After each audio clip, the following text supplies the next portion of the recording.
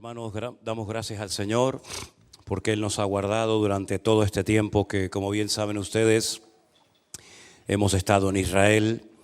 El sueño de poder llevar a mi familia a Israel por fin se cumplió en los primeros días de enero. El Señor nos dio un tiempo maravilloso para hacer enero e invierno.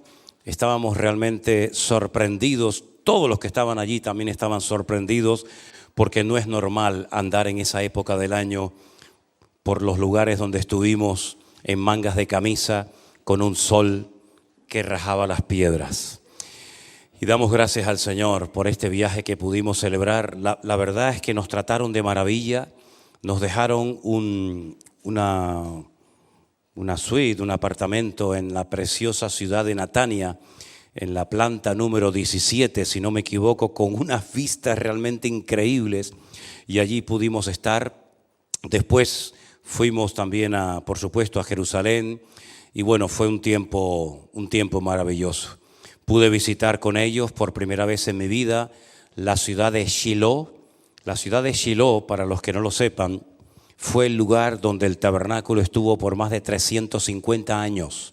Cuando entraron las tribus de Israel del desierto, el tabernáculo lo pusieron finalmente en esa ciudad de Shiloh, y allí era donde vivía el sacerdote Elí y sus dos hijos, Ofni y Fines. Allí era donde subió Elcana con Ana, y allí fue donde Ana hizo una oración que está en hebreo escrita en un tablón, y allí fue donde le dijo al Señor: Señor, si tú me das un hijo varón, yo te lo consagraré y te lo dedicaré todos los días de mi vida. Y allí se crió Samuel. Y la verdad es que es un sitio tremendo. En Samaria tuvimos que atravesar algunos territorios muy interesantes, y allí estuvimos, y fue un tiempo maravilloso el que el Señor nos dio. Así es que le doy gracias al Señor por ese sueño cumplido. Todos tenemos sueños, ¿no? Pues ese era uno de los que yo tenía, y gracias al Señor se pudo cumplir. Nosotros después quedamos, y ellos volvieron y estuvieron unos días en casa de nuestra hermana Carmen Cruz, que está aquí esta noche con nosotros, y en casa de Maxi. Y yo no sé lo que le habéis hecho a Miriam, pero ella me decía esta mañana cuánto echo de menos los desayunos que prepara Maxi. Digo, bueno, conmigo lo llevas claro, porque como yo no desayuno, sino que lo mío es un cortadito y a la calle. Pero ella dice: ay, papá, es que Maxi se levantaba temprano y nos hacía unos desayunos. Digo, pues te vas a tener que ir para Alicante, porque aquí no vas a tener esa breva, ¿no? Gracias, Carmen, por haber tenido a Miriam durante unos días en vuestra casa, y a Maxi también le mandamos un saludo, que probablemente esté viendo el culto ahora. ¿Quieres decir algo, Carmen, ya que hace tiempo que no venías por aquí? Ven, por favor, pasa por la parte de allá, porque no te tenemos muy a menudo aquí en la iglesia. Pasa por detrás de la cámara esta, ¿sí? Ahí está.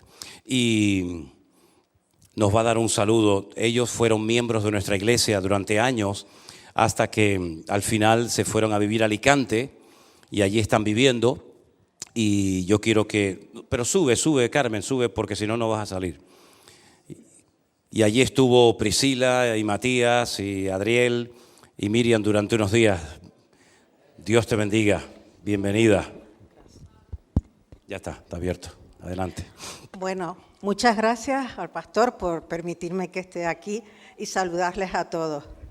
Llegar aquí para mí es emocionante porque esta es mi iglesia realmente, y aquí están todos mis hermanos, y poder abrazarles a todos me ha dado una sorpresa tremenda, Bárbara, que no la esperaba. Qué bueno. Y bueno, estoy muy, muy contenta y agradecida a Elena y a Manolo por haber permitido que Miriam pasara unos días con nosotros.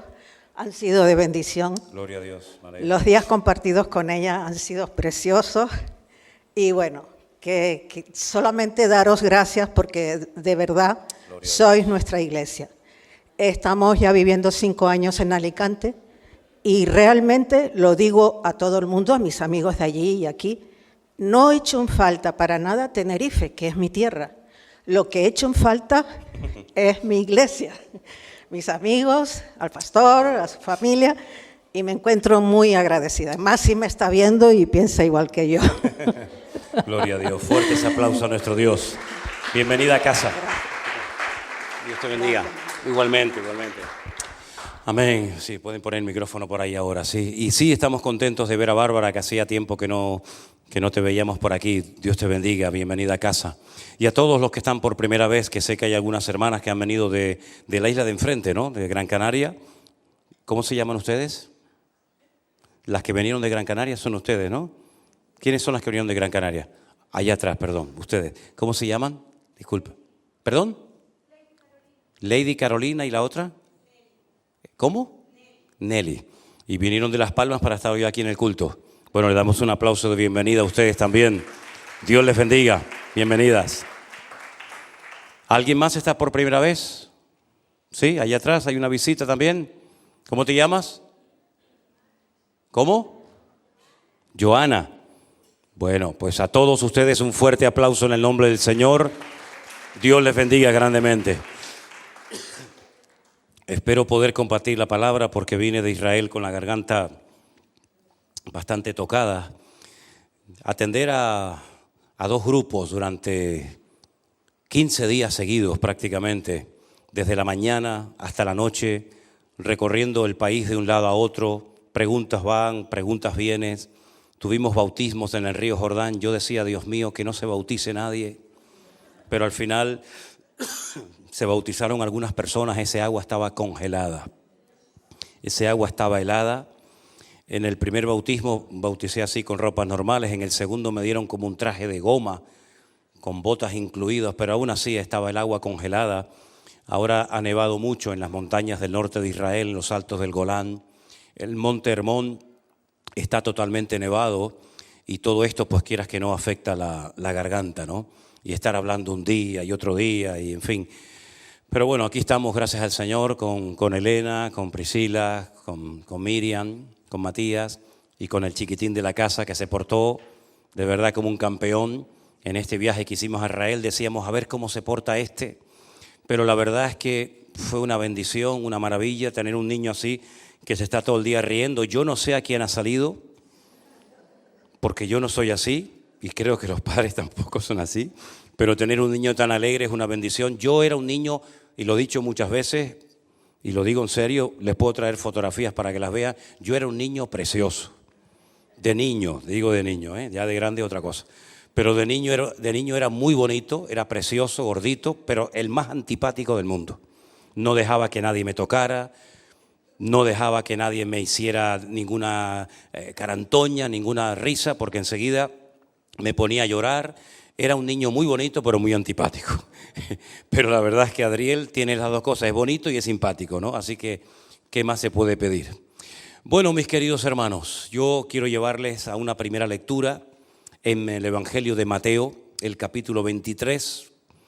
El capítulo 23 es un capítulo durísimo, durísimo, porque habla acerca del concepto que tenía el Señor Jesús de los escribas y fariseos de su época. Emplea el Señor calificativos en este capítulo muy duros, como ciegos, víboras, hipócritas y otras muchas cosas. Y al final de este largo discurso de Mateo capítulo 23, el Señor termina diciendo en el verso 37, Jerusalén, Jerusalén, que matas a los profetas y apedreas a los que te son enviados. ¿Cuántas veces quise juntar a tus hijos como la gallina junta a tus polluelos debajo de las alas y no quisiste, no quisieron? He aquí vuestra casa os es dejada desierta, porque os digo que desde ahora no me veréis más hasta que digáis, bendito el que viene en el nombre del Señor.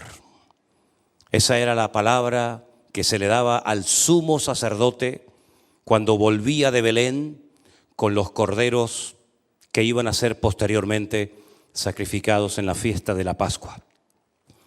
Lo veían venir en el horizonte con aquellos corderos que iban a ser escrupulosamente examinados durante varios días para descubrir el más mínimo defecto, y si así era, lo descartaban. Y entonces cuando lo veían venir al sumo sacerdote desde Belén, donde estaban los pastores cuidando los rebaños, toda la ciudad de Jerusalén salía a recibirlo con este saludo: Baruch haba Beshem Adonai, bendito el que viene en nombre del Señor. El Señor Jesucristo, desde un lugar en el que hemos estado hace unos días, llora por la ciudad de Jerusalén. Yo no sé cuántos de ustedes se han dado cuenta la cantidad de ciudades que se mencionan en la Biblia. Tal vez sería bueno darles esta tarea a todos ustedes para que fueran anotando en una libreta todas las ciudades que se mencionan en la Biblia. Aquí tenemos Jerusalén, podríamos hablar de Capernaum, podríamos hablar de Tiro, de Sidón, de Betsaida y de tantas y tantas ciudades.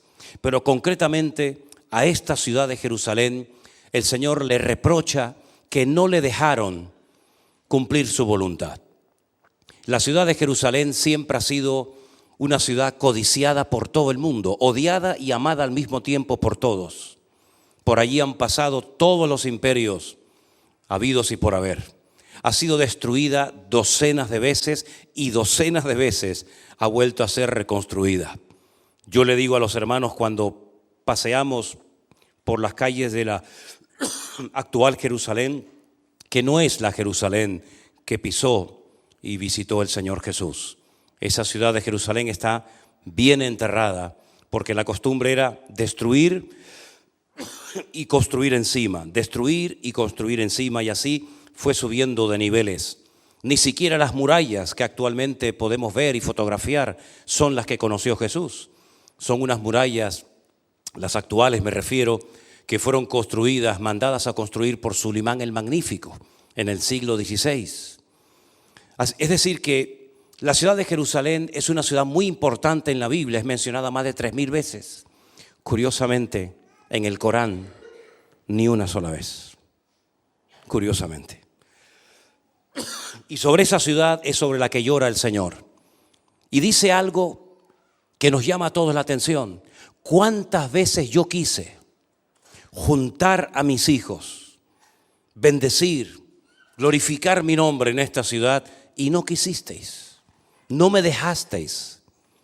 Y por eso dice el Señor una palabra profética tremenda que se cumplió no muchos años después. Esta ciudad quedará totalmente desierta.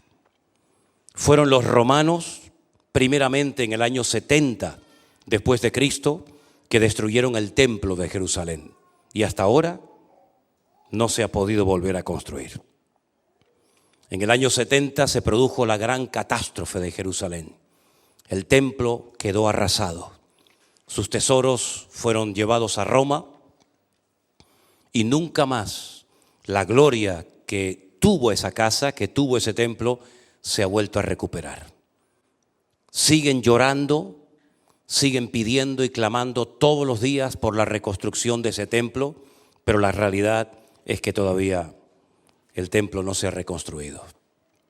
Tiempo más tarde se produce una revuelta apoyada por un rabino que está enterrado en la ciudad de Tiberias, llamado el rabino Akiva, que creyendo que un tal Bar Kokhba, el hijo de la estrella, era el verdadero Mesías, lo apoya y logra convencer a sus miles y miles de discípulos que este es el verdadero Mesías. Se produce una revuelta y ya eso fue el colmo para los romanos. Los romanos mataron a millones de judíos, le cambiaron el nombre a Jerusalén porque estaban hartos de tantas revueltas y le pusieron Aelia Capitolina.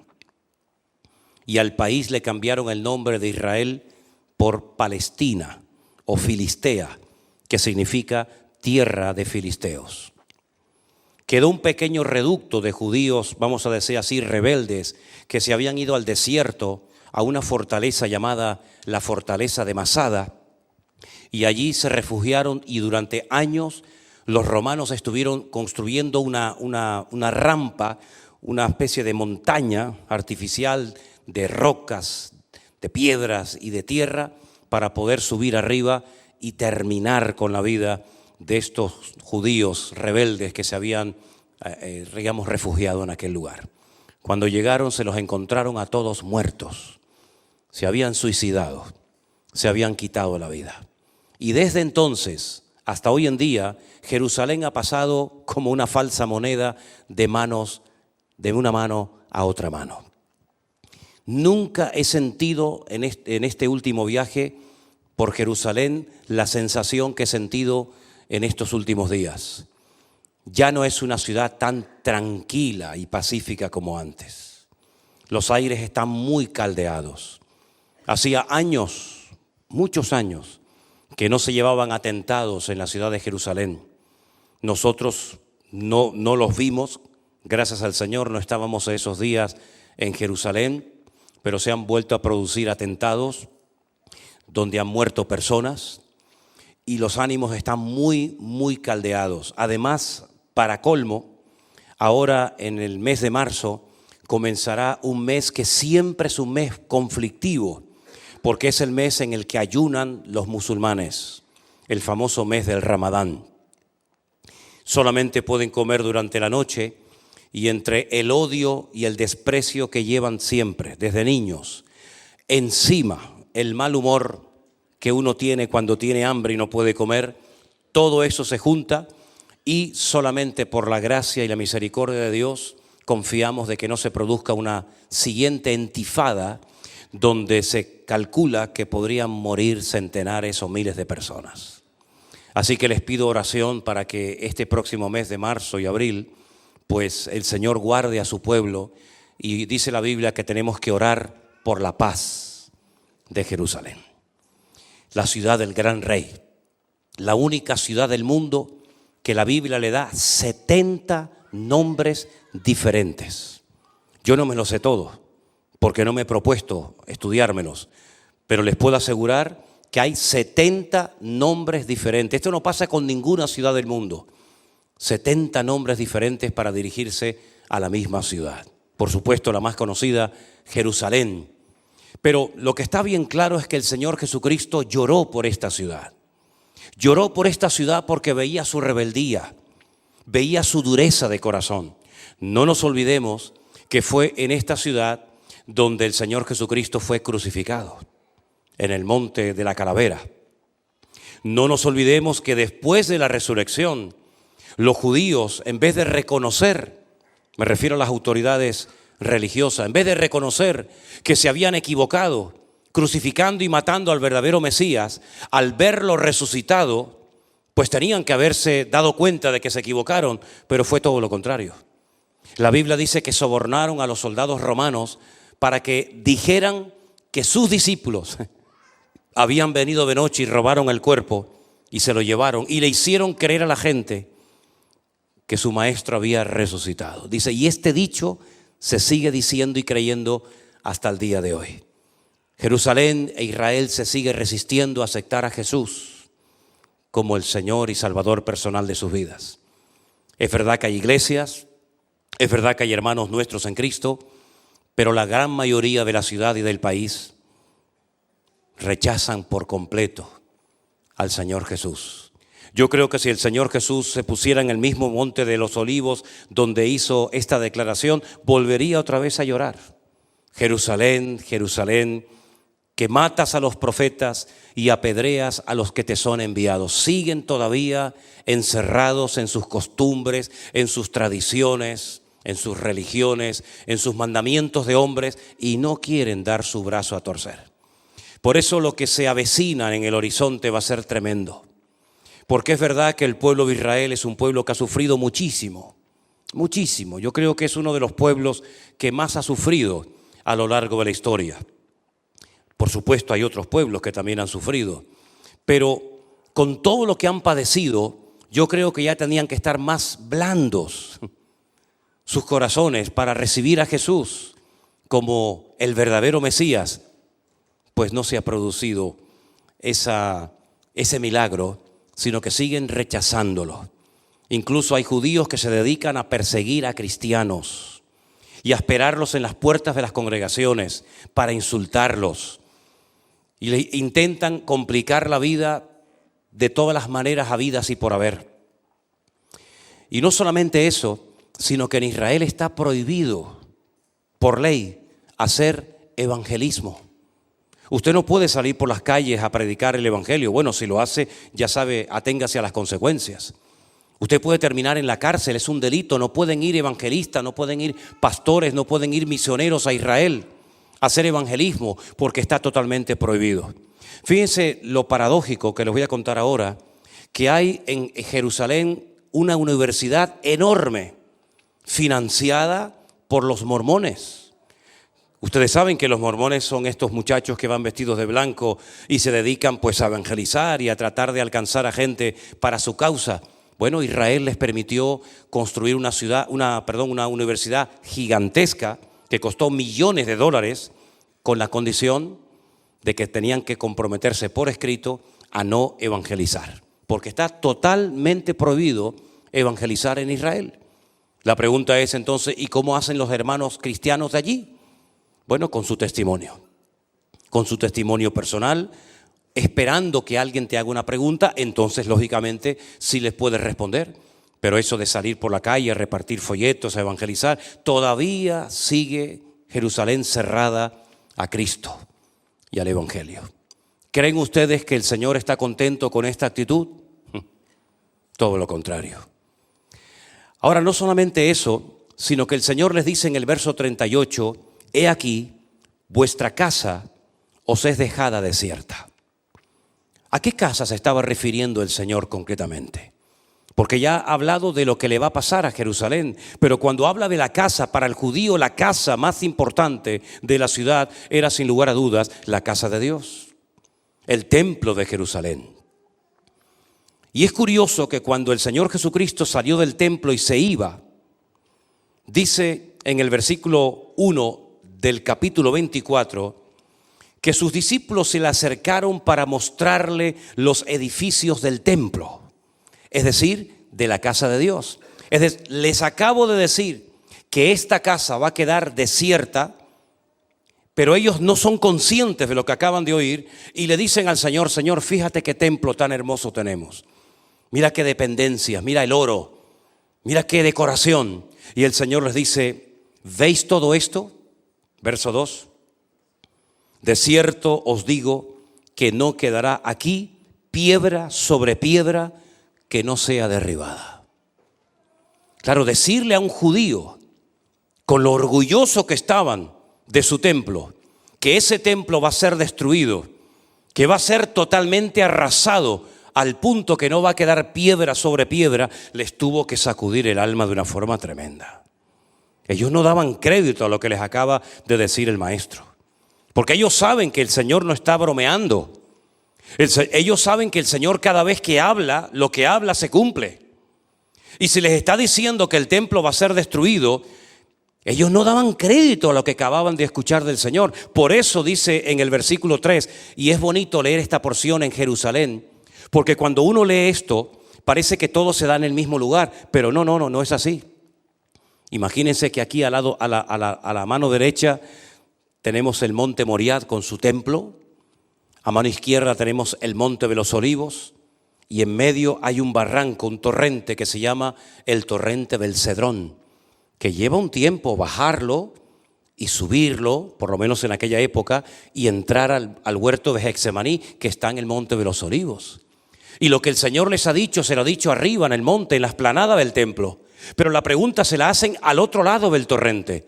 Es decir, que fueron pensando y cavilando en sus corazones y dándole vueltas diciendo, ¿habéis oído lo que ha dicho el maestro? No puede ser, que nos van a destruir el templo. Pero ¿cómo es posible que nos vayan a destruir el templo? Los judíos no pueden construir templos en todas partes del mundo. Si así fuera, tendrían millones. El templo solamente podía estar en el monte Moriah de Jerusalén y ahora el único que tenemos nos lo van a destruir. ¿Pero cómo puede ser esto? Y entonces le dicen los discípulos, versículo 3, dinos, ¿cuándo serán estas cosas y qué señal habrá de tu venida y del fin del siglo? La catástrofe que se avecina en el horizonte creó un pánico y un miedo en el corazón de los discípulos que ellos querían tener respuestas. ¿Cuándo va a ser esto que acabas de decir?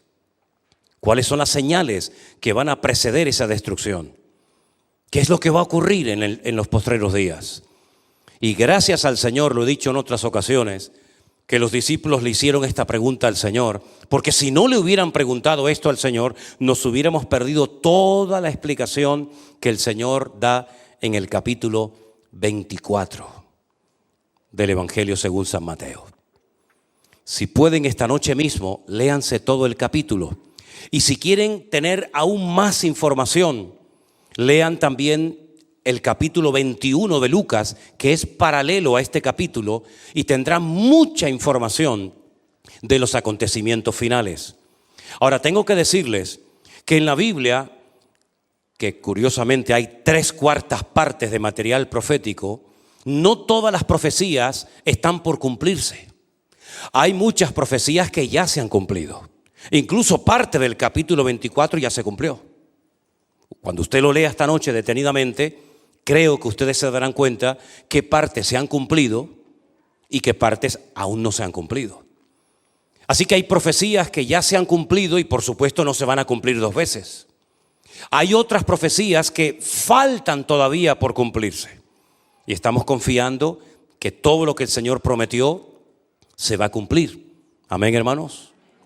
Pero luego hay otro tipo de profecías, como por ejemplo esta de Mateo 24 y otras muchas, que tienen un doble cumplimiento histórico. Hay una parte que ya se ha cumplido y una parte de la misma profecía que falta por cumplirse. En este caso, hay una parte de Mateo 24 que ya se cumplió. La destrucción del templo de Jerusalén se cumplió, ya digo, en el año 70 después de Cristo. El emperador o el César de Roma, Vespasiano, mandó a su hijo Tito a Jerusalén y fue este el que destruyó y le prendió fuego al monte, al templo de Jerusalén. Ya no era la primera vez que ese templo era destruido. Ya fue destruido una primera vez por Nabucodonosor en el Antiguo Testamento. Volvió a ser reconstruido y volvió a ser destruido en el año 70 después de Cristo. ¿Y saben qué, hermanos? Y ustedes lo tienen ya que saber a estas alturas. Y volverá a ser reconstruido por tercera vez, y por tercera vez va a ser nuevamente profanado. Es que el hombre no termina de aprender la historia, hermano. Yo la sensación que tengo cuando hablo y estoy allí en Jerusalén, cuando hablo con muchos de allí, es que quieren recuperar una gloria perdida. Y no se dan cuenta que la verdadera gloria no consiste en levantar un edificio, un templo, sino en tener a Cristo en nuestros corazones. Esa es la verdadera gloria. Con templo o sin templo, con sacrificios o sin sacrificios, la verdadera gloria consiste en tener al Señor Jesucristo en nuestras vidas. Y Juan, un discípulo de Cristo, que por cierto también era judío, dijo que el que no tiene al Hijo, tampoco tiene al Padre. Y el que no tiene al Padre, tampoco tiene al Hijo.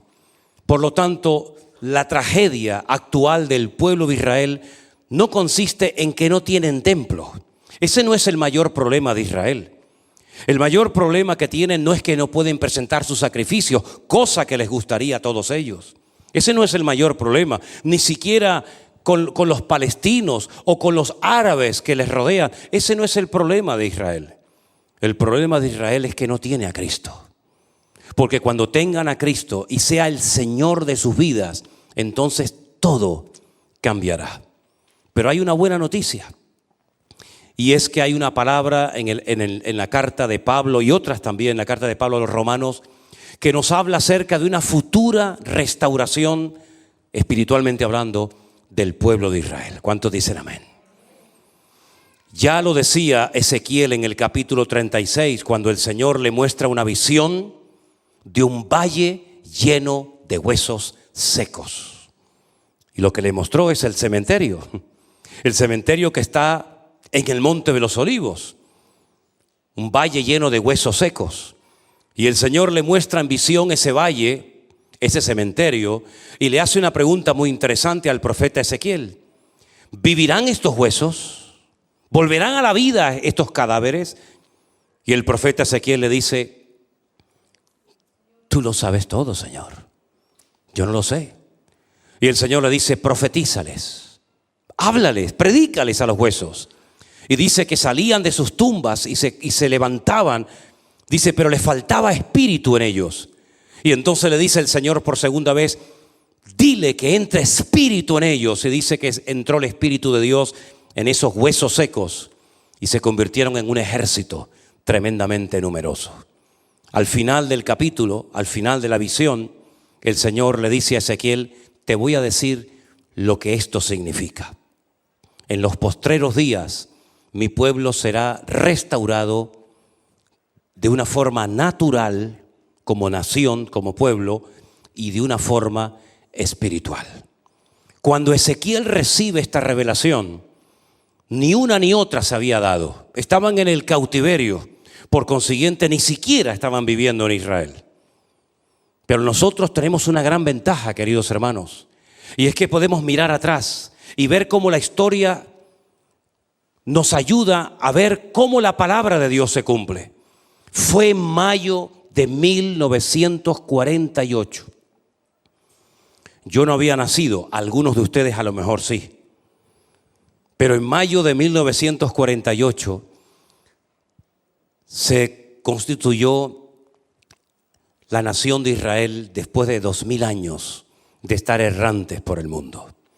El edificio donde David Ben Gurión proclamó el Estado moderno de Israel todavía existe y se puede visitar, es un museo en Tel Aviv.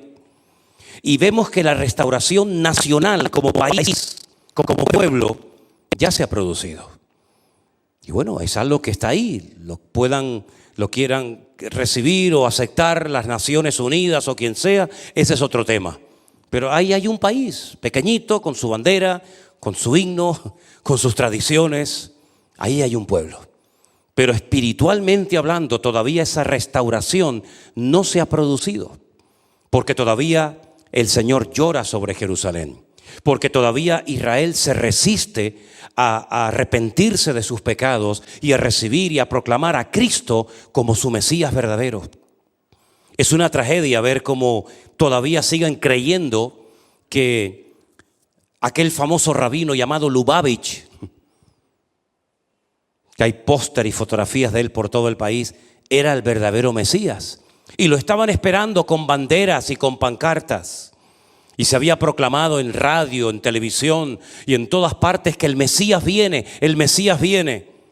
Y resulta que cuando estaban esperando al viejito Lubavitch que viniera, el viejito se murió. Y yo les digo, ¿y ahora? ¿No dicen ustedes que era el verdadero Mesías? Y dicen, de un momento a otro resucitará. Es increíble cómo un pueblo tan inteligente, de gente tan preparada, tengan una ceguera espiritual tan brutal que son capaces de creer que un viejito era el Mesías y que va a resucitar, y confundieron al verdadero Mesías, que era el Señor Jesucristo, con un falso Mesías. Pero las cosas van a cambiar, porque la Biblia dice que por haber hecho las cosas mal, es decir, por haber rechazado el Evangelio y por haber rechazado a Cristo sin darse cuenta, sin querer, enriquecieron al mundo. Y uno se pregunta, ¿y de qué forma enriquecieron al mundo? Pues muy fácilmente.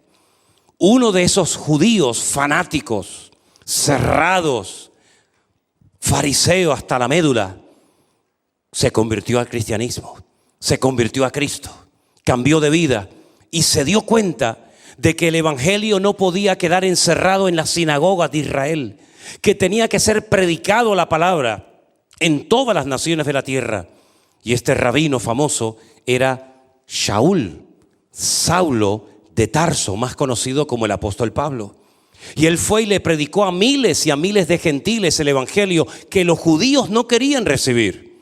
Y entonces, inspirado por el Espíritu Santo, cuando le escribe la carta a los habitantes, a los miembros de la iglesia de Roma, les dice: si la transgresión de Israel enriqueció al mundo hasta el punto que miles y miles y miles de gentiles se han convertido, ¿cuánto más será su plena restauración?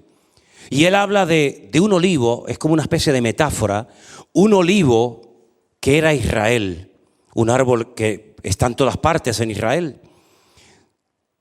El apóstol Pablo dice que Dios le arrancó las ramas al olivo verdadero e injertó ramas de olivo silvestre. Una locura, un disparate. Y ese injerto se produjo cuando los gentiles abrazaron el evangelio y recibieron a Cristo como su Señor y Salvador personal. Y les dice Pablo a los gentiles: no se ensoberbezcan, no le den lugar al orgullo, menospreciando a los judíos, porque Dios es poderoso para volverlos a injertar. Y que sepan que no son ustedes los que alimentan a la raíz, sino la raíz la que les alimenta a ustedes. Y él habla de una restauración espiritual futura que se llevará a cabo en el pueblo de Israel. Incluso dice algo que algunos teólogos los dejó con la boca abierta y no dan crédito a esas palabras. Dice: ¿esto qué significa cuando dice y todo Israel será salvo? ¿Cuántos dicen amén? Tremendo. ¿Es acaso imposible para Dios convertir a un país entero? ¿Podrá Dios convertir a todo un país? ¿Sí o no? Bueno, ya lo hizo a través de Jonás, convirtiendo a toda una ciudad de paganos y de incrédulos, como eran los ninivitas. ¿Cuánto más el Señor hará con su pueblo? Cuando dice la Biblia, y estuvimos allí en el valle de Megiddo, no solamente estuvimos en el monte Carmelo, donde Elías oró y cayó fuego del cielo, y se ve todo el valle de Megiddo debajo de nosotros, sino que este año por primera vez tuvimos la oportunidad de ir al otro lado del valle de Megiddo, en una montaña que está a las afueras de Nazaret, desde la cual quisieron arrojar a Cristo al vacío. ¿Se acuerdan ustedes que dice que lo echaron de la sinagoga y lo quisieron botar de la montaña abajo? Desde esa montaña hay un paisaje espectacular. Yo nunca en mi vida había visto algo tan hermoso. Y además, con estas últimas lluvias, todo el valle verde, allí se ven tantas cosas de la Biblia. Pues, queridos hermanos, en ese valle dice la Biblia que se llevará a cabo una batalla tremenda. Bueno, dice la Biblia que 100 millones de soldados vendrán a pelear contra Israel. Jamás, nunca Israel ha sido o va a ser atacada de una manera tan brutal, tan despiadada como en la batalla de Armagedón. Tierra, mar y aire. Todas las naciones de la tierra, o muchas naciones de la tierra, por supuesto. Si algunos se preguntan: ¿y los chinos estarán allí? No les quepa la menor duda. ¿Y los rusos? Por supuesto, ellos van a la cabeza. Y las naciones de Europa, 100 millones de soldados en ese valle pelearán contra el pueblo de Israel. ¿Qué les parece? Una batalla tremenda, la tercera guerra mundial. Cuando termine la batalla, estarán 7 años quemando armamento al fuego. Y durante muchísimos días y meses enterrando cadáveres, porque habrá una matanza como jamás en la historia lo ha habido. Hasta el punto que dice la Biblia que la sangre llegará a la altura de los frenos de los caballos. Una matanza tremenda. Y es entonces cuando Israel, viendo que está acorralado por todas partes y que ya no tiene esperanza, dice la Biblia que verán al que traspasaron viniendo en las nubes. ¿Qué les parece? Verán al que traspasaron, al Señor Jesús, al que le horadaron las manos, los pies y su collado y su costado. Y lo verán, y dice que harán grande lamentación por él. Y estarán, según Zacarías capítulo 14, semanas y semanas, meses y meses llorando por aquel que rechazaron hace 2000 años y que ahora viene en su ayuda y en su auxilio. Y entonces él es cuando pone sus pies sobre el monte de los olivos, y ese monte, por el poder de su presencia, se partirá en dos, se hará un valle inmenso, y aguas subterráneas entrarán en las aguas muertas del mar muerto.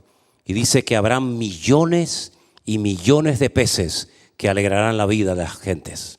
Hermanos queridos, podríamos decir en cierto sentido que lo peor está por venir, pero también sabemos bíblicamente que lo mejor también está por venir. La pregunta es: ¿y tú y yo qué pintamos en todo este plan profético de Dios? Porque el Señor lloró por Jerusalén, como hemos leído en esta noche. Quiero también leer la misma situación, el mismo llanto de Jesús, pero según la versión de Lucas. Porque Lucas también nos dice que Jesús lloró. En el capítulo 13 de Lucas, el verso 34, nos dice así: Jerusalén, Jerusalén, que matas a los profetas y apedreas a los que te son enviados. Parece lo mismo, pero hay una palabra que yo quiero destacar. ¿Cuántas veces quise juntar a tus hijos como la gallina junta sus polluelos debajo de sus alas y no quisiste? Eso es prácticamente igual que nos cuenta Mateo. Pero ahora fíjate lo que dice el verso 35. He aquí, vuestra casa os es dejada desierta, y os digo que no me veréis hasta que llegue el tiempo. Esa frase a mí me llamó la atención. Hasta que llegue el tiempo en el que digáis: bendito el que viene en el nombre del Señor. Sabemos que el tiempo que nosotros vivimos en la actualidad fue inventado por Dios. Dios no es controlado por el tiempo, ni por el espacio, ni por la materia. Dios es atemporal. El tiempo es un invento de Dios. Y nosotros medimos el tiempo, pues tenemos calendarios en semanas, en días, en meses, en años, en siglos, en milenios, en lustros, etcétera, etcétera. Y es en este tiempo en el que de vez en cuando Dios se mete e interviene y revela cosas que van a ocurrir. Dios está fuera del tiempo, pero cuando quiere contactar, cuando quiere comunicarnos algo, se tiene que meter en nuestro tiempo, es decir, en esta dimensión limitada. Y todos sabemos perfectamente que estamos limitados. El creyente y el ateo también. No podemos estar con nuestro cuerpo aquí en la iglesia esta noche y al mismo tiempo en otra parte del mundo hablando con una persona. Gracias al Señor, a las redes sociales que nos permiten estar en miles de sitios, pero virtualmente, no presencialmente, ¿verdad? Pero nuestro Dios no es limitado por nada, pero Él le puso tiempo a las generaciones. Él le puso tiempo a la iglesia. Él le puso tiempo a nuestra existencia. Él le puso tiempo a nuestro ministerio. Él le puso tiempo para que una mujer sepa cuándo se aproxima el parto y cuándo le queda todavía un tiempo para seguir esperando mientras la criatura se está formando en su vientre. Todo ha sido diseñado con tiempo y espacio y medida. Y el Señor Jesucristo dice que llegará un tiempo en el que las cosas van a cambiar y la gente va a utilizar aquel saludo que se le daba al sumo sacerdote: bendito el que viene en nombre del Señor. Ahora, la pregunta sería: ¿y cuánto falta para ese tiempo? ¿Cuántos días, semanas, meses o años falta para ese tiempo? Para que Israel caiga rendido y se caigan las escamas de sus ojos y puedan experimentar la restauración espiritual, puesto que ya la natural o la física ya la han vivido. Bueno, nadie puede saber exactamente cuánto tiempo falta. Pero cuando los discípulos le preguntaron al Señor: ¿qué señal habrá de tu venida y del fin del siglo? Entonces es cuando Él da una lista enorme de señales que nos indican cuánto tiempo falta para la restauración del pueblo de Israel y para su venida. Claro, por supuesto, yo no dispongo del tiempo ahora mismo para darles un estudio detallado de cuántas señales se tienen que cumplir. Porque dicho sea de paso, muchas ya se han cumplido.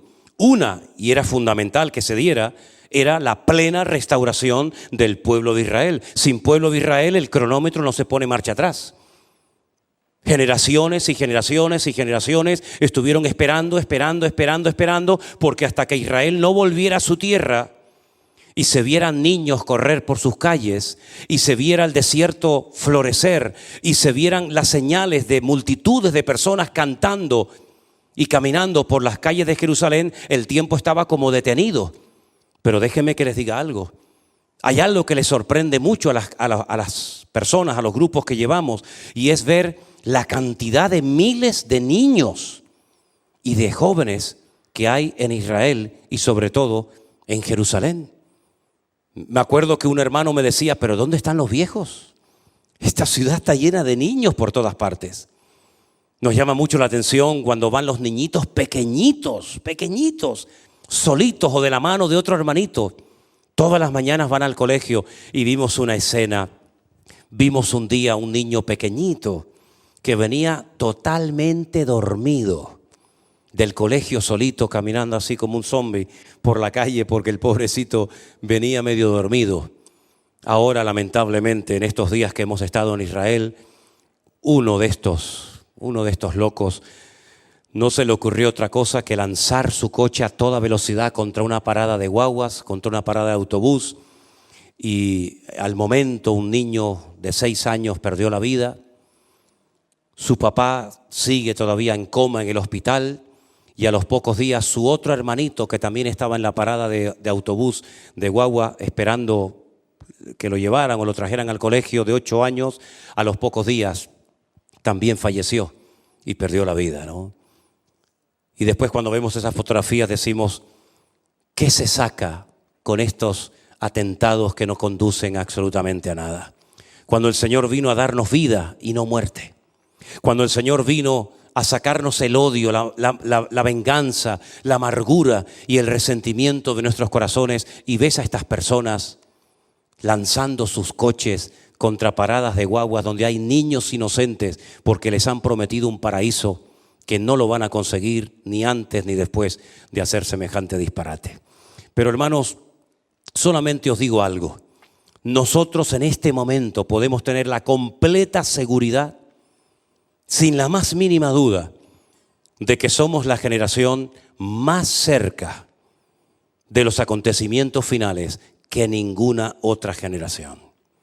Todo está listo y dispuesto para la reconstrucción del tercer templo de Jerusalén, que es una de las grandes señales que va a poner, digamos, en funcionamiento todo el programa profético de nuestro Dios. Ya incluso a alguien se le ha ocurrido la idea, y no ha sentado nada mal en algunos sectores, de que en lo alto del monte Moriah, donde están esas mezquitas y el domo de la roca, hay espacio suficiente para dividir ese territorio, ese lugar, y que los judíos tengan su templo a un lado y que los musulmanes tengan sus mezquitas o sus rezos en otra parte. Bueno, nadie sabe exactamente lo que va a ocurrir, pero lo que sí os puedo asegurar, que nosotros tenemos en la palabra de Dios el respaldo de Dios para que la historia demuestre que nuestro Dios es el que controla los tiempos y las ocasiones. ¿Cuántos dicen amén? Lo que tenemos que hacer es velar y orar para que las cosas que van a ocurrir en breve no nos sorprendan, sino que podamos estar firmes y bien cimentados en la palabra de Dios y en Él, para que nuestra fe no decaiga, porque las cosas en los últimos tiempos serán difíciles. Dice la Biblia que el amor de muchos se enfriará, mas el que persevere hasta el fin, ese será salvo. ¿Tú quieres ser de los que se enfrían o quieres ser mejor de los que perseveran hasta el fin para recibir la bendición de Dios? Amén. Cierra tus ojos en esta tarde y ahí donde estás, dile: Señor, haz en mi vida lo que tú quieras. No te dejaron hacer lo que tú querías en Jerusalén, pero yo en mi vida te dejo hacer lo que tú quieras, Señor. Cámbiame, transfórmame, moldéame, Señor, como el barro en las manos del alfarero. Quita y arranca de mi vida todo lo que no te agrada, todo lo que no te glorifica a ti, Señor. Y oramos en esta noche, Padre, unánimemente, para que en el nombre de Jesús tú traigas un gran despertar espiritual a ese pueblo, a esa nación. Que abran sus corazones y sus ojos para que te vean a ti, Señor Jesús. Tú viniste para darnos vida y vida en abundancia. Y gracias porque nosotros que te hemos recibido y te seguimos y te obedecemos, experimentamos todos los días de nuestra vida tu presencia, tu amor. Pero queremos compartir esta bendición con todas las personas que nos rodean. Sabemos que vivimos en un mundo, Señor, de gente enferma, de gente vacía, de gente desesperada. Danos la oportunidad, Señor, cada día de reflejar tu amor a través de nuestras vidas. Permítenos, Señor, ser ganadores de almas y esforzarnos, Señor, para llevar esperanza y libertad a las vidas. Te pido, Señor, que tu iglesia sea un instrumento útil en tus manos. Que no tengas tú que llorar y decir: iglesia, ¿cuántas veces quise usarte y bendeciste y no me dejasteis? Señor, hoy nos rendimos, nos postramos delante de ti y te decimos: heme aquí, envíame a mí, Señor. Si el anhelo de tu alma y de tu corazón, mi querido hermano, en esta tarde es honrar y servir a tu Dios, ponte de pie ahí donde estás y dile al Señor: Señor, aquí estoy delante de tu altar. Y los que están en sus hogares, los que están en esos sitios donde están viendo en directo este mensaje, este culto, póngase usted también ahí de pie y con sus manos levantadas, dígale al Señor: Señor, abro mi corazón completamente a ti, para que tú me uses, Señor, y a través de mi vida miles, millones puedan llegar a conocerte. Señor, usa mi boca, usa mis recursos, usa mi vida para llevar el mensaje de esperanza y de salvación a las vidas, Señor.